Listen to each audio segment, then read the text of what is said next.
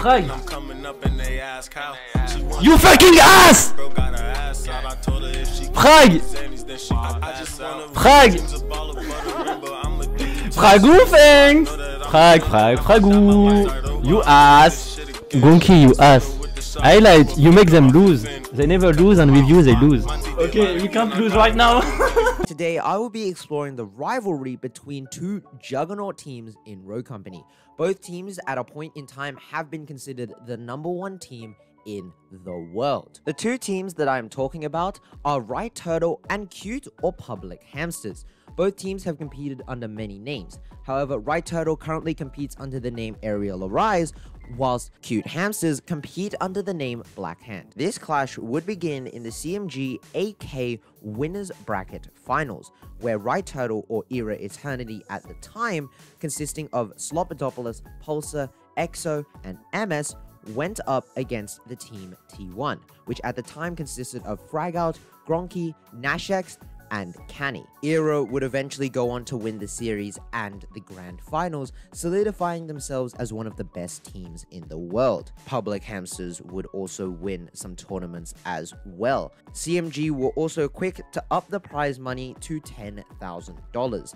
By the time CMG $10,000 tournaments had rolled around, there were a couple of roster changes for both of these teams. On the side of Right Turtle, Prosper Logic had replaced EXO, and for the side of Public Hamsters, Highlight had been in replace of Nashex, and Delana had been in replace for Canny. On December of 2021, Rogue Company announced that they would be hosting their first ever LAN called the Showdown Invitational. Because it was an invitational, teams were invited to compete in this LAN event. However, for some odd reason, Right Turtle were not invited to the LAN event. However, that isn't to overshadow how good this actual LAN event was. On the side of Public Hamsters, they competed with Gronky, Delana, Pixie, and Ink. In the grand finals, they competed against Red Notice.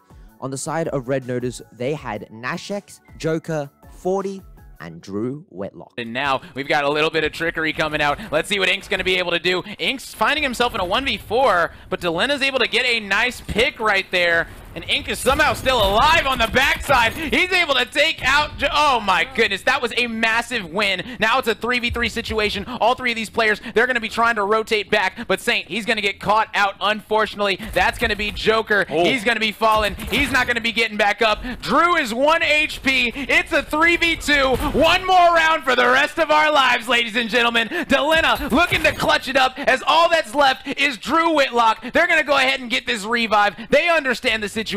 All they got to do is kill him and defuse the bomb, and they are going to be your Rogue Company $10,000 champions.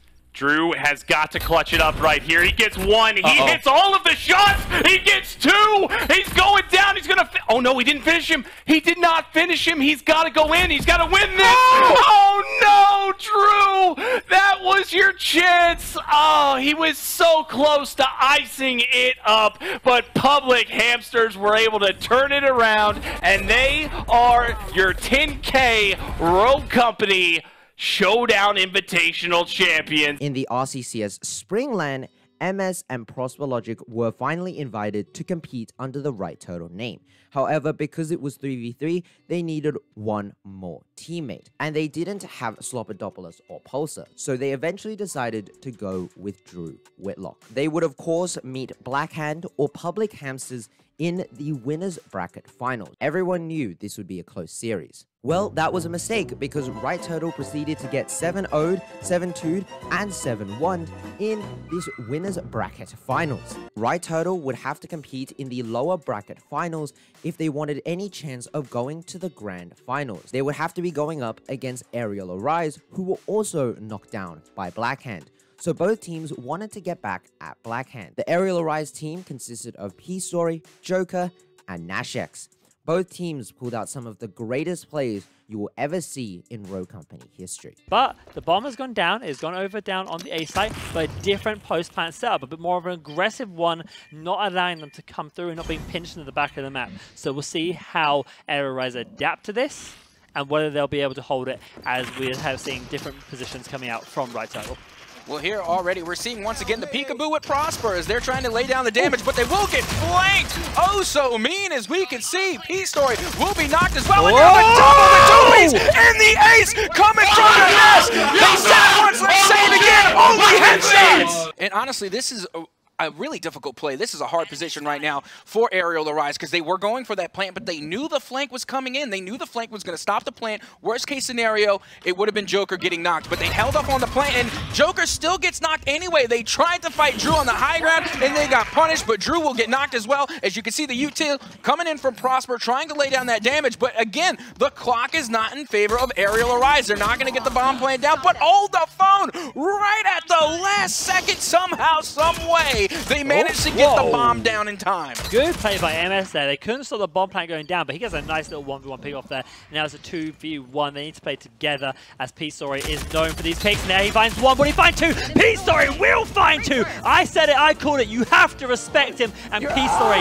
clutches up where... Right Turtle would eventually go on to win the series and go back to face Gronky, Delana, and Fragout. They would have a very close fought series going to map 5, and when Right Turtle were 1-5 down, they eventually were able to pull through and get a 7-5 victory. You look at the two teams, and specifically Fragout here, you guys have players that won the last LAN for Roko on your team. Is that even more of a confidence boost? Like, it seems like you guys have been calm and collected. LAN didn't come in with any nerves, so is that like really kind of boosting the confidence? 100%. I think experience is one of the most important things on LAN. It's definitely boosting the confidence, and I got two best teammates in the game too. We're just teammates. Yeah, just hanging out, playing the game, and so far it's been working out pretty well for you. MS, you have been I want to just say pop-off player, right? Like, it seems like there have been rounds, your team has been behind, and then suddenly you just get a 3K, and it feels like it's out of nowhere. Is that something that you're going to be able to channel, or like that you're hoping to channel, I suppose, throughout this set, and that you think you can do against a team like Black Hand? Yeah, I will try to push, get the opportunities to put them down. They won the last LAN because I wasn't there, so right now I will do my best. They are knowing that somebody's in there. It's going to be Drew who decides to crack that, and now they're just trying to escape. A lot of damage is done, but if they push through, they're going to run into somebody. That's going to be Fragout, but they're able to take him down. They want to get that res, and he's got the bounce back, but they're able to drop both. This could be it, GK. This could be the final round, and it looks like it just might be as they win it. And that is going to be White Turtle, your own company championship series champion. The most recent LAN event, or the RCCS Summer LAN event, saw even more roster changes. Aerial Arise now had MS, Prosper Logic, Slopodopoulos, and P-Story on their team.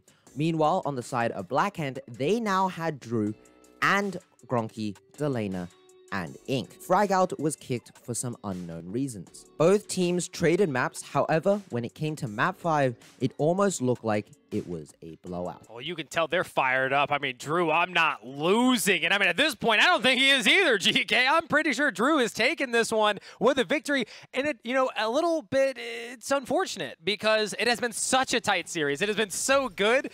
And then we're going to get to this last map, and it's going to feel like it was a blowout, despite the fact that it was a map 5. It was a grueling series. But this hasn't been close at all. Aerial Arise hasn't even spawned in yet. And now, we're in a 6-5 position. Slopodopoulos on 14. He asked for help from his team, and he's getting it. But Blackhand still looking really, really good. Well, the Scorch is down. It's a 2v4 situation, but the Dale will fall as well now. Slopodopoulos, can he do it again? Can he do it again? And the answer is no. That is going to be it. Your winner's bracket victor is simply going to be Black Hand. And it was a great attempt from Aerial Arise. We got a great series throughout the whole thing. We thought the last map, I said it, it's unfortunate this is ending in a blowout. Well, it didn't. After still bringing map 5 to 6-5, Aerial Arise was sent to the losers bracket, where they would eventually be kicked out by High Caliber. High Caliber, consisting of Saint TK, Joker, Canny, and Rugi, went on to face Black Hand in the grand finals, where they would eventually lose, and Black Hand would be solidified as the RCCS Summer Champion.